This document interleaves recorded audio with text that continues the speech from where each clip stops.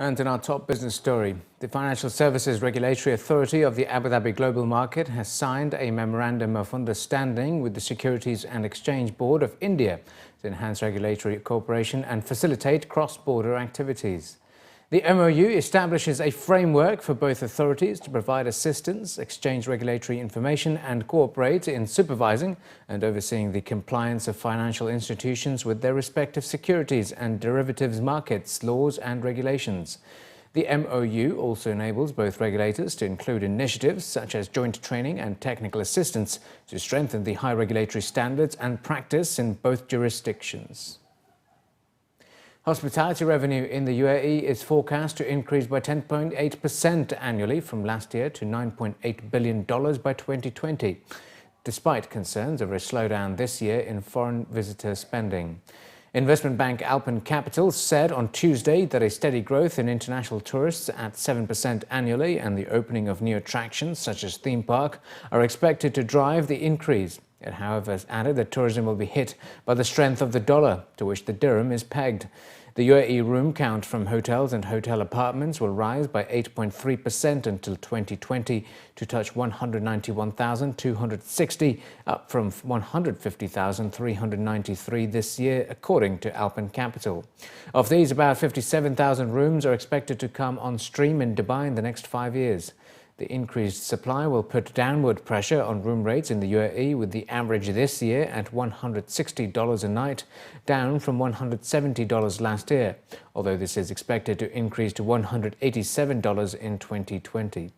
The UAE government spending on travel and tourism development is expected to grow by 2.2% this year and by 4.3% over the next decade, while capital investment, which is at 2.8% per year, is expected to increase to 6.8% in the next decade. Abu Dhabi International Airport saw a 7.9% increase in passenger traffic during July compared to the same month last year. That's according to its operator. Abu Dhabi Airport said in a statement that July recorded 2,267,572 passengers travelling through the airport, exceeding last July's figure of just over 2.1 million.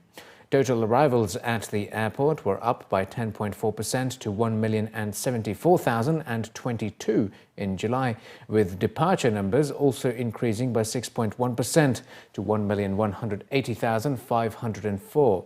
The top city destinations from Abu Dhabi were London, Bangkok, Doha, Bombay and Manila, respectively, representing 16% of the total traffic registered at the airport in July. Arrival and departure transfers have both shown an increase of 8% and 8.6% respectively compared to July 2015, with the operators stating that Eid and summer holidays were important factors in the increase in the figures. Traffic to India recorded a significant increase of 15.6% in July, while traffic to the UK grew by 7.7%.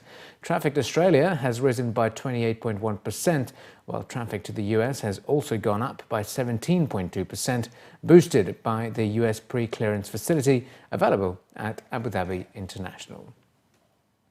Bank lending growth will remain subdued this year, with business confidence yet to fully recover. That's according to the Chief Executive of RAK Bank.